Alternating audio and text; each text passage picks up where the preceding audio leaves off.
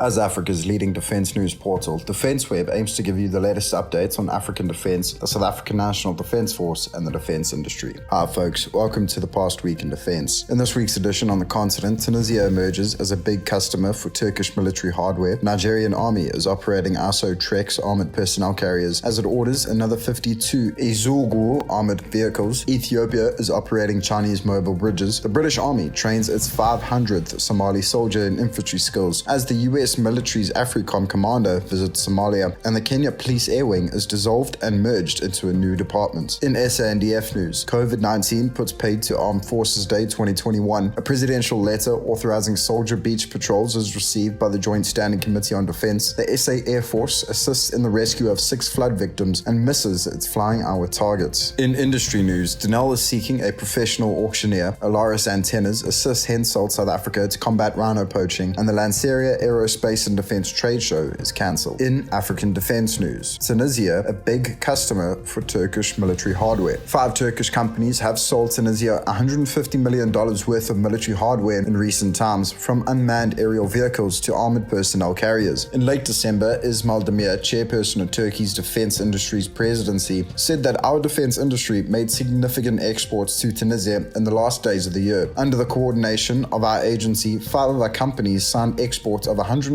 million in total. This included Anchor S unmanned aerial vehicles (UAVs) from Turkish Aerospace Industries, Kirpi armored personnel carriers from BMC, Ejder Yalçın armored vehicles from Nurol Makina, assorted vehicles from Katmer Salia, such as tankers and tank transporters, and electro-optical systems from Aselsan. Nigerian Army operating Isotrex armored vehicles. The Nigerian Army has acquired yet another armored vehicle type to fight the Boko Haram insurgency, with new images revealing Isotrex Phantom II armored personnel carriers in service. Photographs showed 8 Phantom IIs preparing for Operation Tura Takai Bango on the 8th of January in Yobe State. The operation was launched at the beginning of January as part of wider efforts to counter Boko Haram terrorists. It is not clear when Nigeria ordered the Phantom IIs or how many have been delivered. One was apparently destroyed in combat after being hit by a suicide vehicle bomb, and another captured. Also seen ahead of the operation were newly delivered VT-4 main battle tanks, the ST-1 8x8 tank destroyers, and SH-5 105mm self-propelled howitzers. The first batch of this hardware was delivered from China's Norinco in April 2020. Nigeria orders another 52 Ezugwu armored vehicles. The Nigerian Army has ordered another 52 locally produced Ezugwu mine-resistant ambush-protected vehicles from the Defense Industries Corporation of Nigeria, which will produce the vehicles by the 3rd quarter of this year. In early January, DICON General Director General Major General Victor Ezugwu said the order was made to improve the operational efficiency of troops fighting terrorism, banditry, and other emerging security threats in the country. He said the Chief of Staff and Defense Minister have released their training plans for 2021 with a call on DICON to produce new equipment for the armed forces of Nigeria. We are also looking at supplying police and other security agencies a lot of non-kinetic equipment for their operations. We have been up and going, and this year we are going to test this equipment, and once they pass the field trial test, we are going to have mass production of them, Ezugwu said. Ethiopia operating Chinese mobile bridges. Ethiopia's military appears to have acquired a number of mobile bridges from China. Photos posted on Twitter in December show at least 3 truck-mounted mobile bridges being transported along a road in Ethiopia. They appear to be Norinco GQL 111 scissor-type bridges transported and launched over the rear of an 8x8 cross-country truck chassis. A single section can be used to span a gap of up to 15 meters. A complete set of 5 can span a gap of 75 meters. The GQL 111 can be used to span wet and dry gaps, with each scissor bridge having an adjustable leg that can be extended to 5.5 meters below. It can also be used with pontoons to enable wider rivers to be crossed, Jane's International Defense Review reported. The GQL 111 bridge can handle tracked armored fighting vehicles up to 50 tons and wheeled vehicles with a maximum axle weight of 13 tons. A later version is also referred to as the 60T modified heavy mechanized bridge. Its capacity increased to 60 tons. The 8x8 bridge laying vehicle weighs 30.8 tons and can erect a single span in 11 minutes. British Army trains 500th Somali soldier in infantry skills. The British Army has trained its 500th Somali soldier in the essential infantry skills they need to combat armed groups and ensure security and stability in the country, the United Kingdom has announced. The latest batch of 113 troops marked the end of their training with the ceremony in Baidoa, Somalia on the 31st of December 2020. The 8-week company collective training course is designed to prepare officers and soldiers from the Somali Somali National Army to conduct security operations in the country's southwest states, countering the threat from Al-Shabaab and other jihadist and criminal organizations,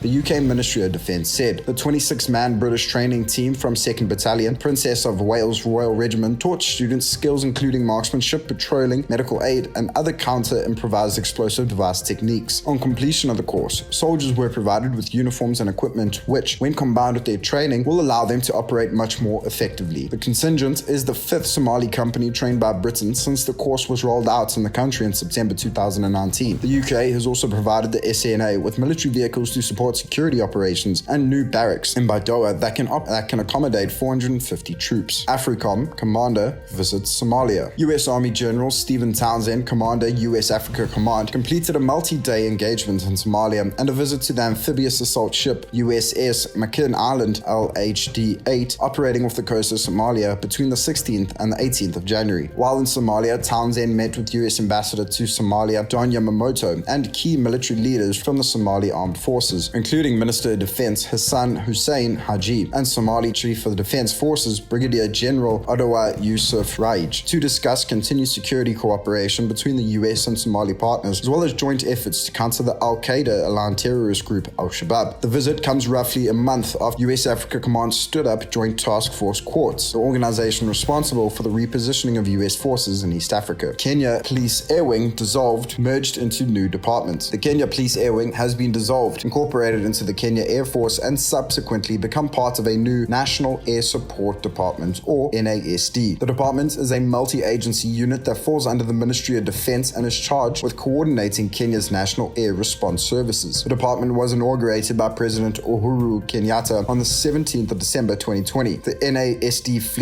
NASD has a fleet of 36 aircraft and incorporates the National Police Air Wing, the Kenya Wildlife Service, the Kenya Electricity Transmission Company, and the Kenya Forest Service, among others. In SA National Defence Force news. In SANDF news, COVID-19 puts paid to Armed Forces Day 2021. There will be no Armed Forces Day or week event this year due to the COVID-19 pandemic and prohibition on public gatherings. It is the single largest SA National Defence Force event annually and centres around the 21st of February, the day SS Mendi sank in the English Channel in 1917. SANDF Directorate Corporate Communications Brigadier General Mafia Mgobozi confirmed to Defence Web that this year's event, originally scheduled for Mpumalanga capital Mbombela, was off. There will be no Armed Forces Day event this year, he told Defence Web, adding 21st of February would still be marked with a decision yet to come on exactly how and where. Presidential letter authorising soldier beach patrols received by JSCD. The use of soldiers to ensure compliance with revised Level 3 lockdown regulations, including a beach ban, has been confirmed to Parliament's Joint Standing Committee on Defence (JSCD) by a presidential letter. A parliamentary statement has it the JSCD received the letter authorising employment of 2,122 soldiers from Cyril Ramaphosa on this 8th of January. The soldiers work in support of other government departments, including the SA Police Service, to prevent the spread of COVID-19. The presidential missive is in line with Defence Web reporting on the 11th of January that Western Cape Reserve Force Unit General Jan Smuts was deployed a week ago to patrol Western Cape beaches and general anti-crime operations until at least month end. The Ramaphosa letter confirms the employment ends on the 31st of January. This particular utilizations of soldiers will cost the South African taxpayer 95,666,944 rand. SA Air Force assists in rescue of 6 flood victims. The South African Air Force used an Oryx helicopter to assist in the rescue of 6 people who had been trapped due to flooding close to their property in Lochval, Thunderbale Park along the Vaal River. Heavy overnight rains caused the people to become trapped by rising water, and they contacted the South African Police Service for help on the morning of January 16th, the South African National Defence Force said. Upon arrival at the scene, the SAPs found 6 people, including an 80-year-old gentleman and a 72-year-old woman with limited mobility. SAPs divers were able to assist 4 members and 8 dogs to safety by helping them swim. For the elderly, however, help was sought from 17 squadron members who were called out from Air Force Base Swartkoop in Tshwane. According to Jake Manten, National Sea Rescue Institute Valdam Station Commander, we launched our Discovery Rescue Runner, accompanied by police divers, to attempt to rescue the couple from the house, but submerged and semi-submerged long farmland grass hampered efforts to reach them, and the couple were unable to wade through the barely accessible flooded terrain. The SA Air Force was then requested to assist, and a SA Air Force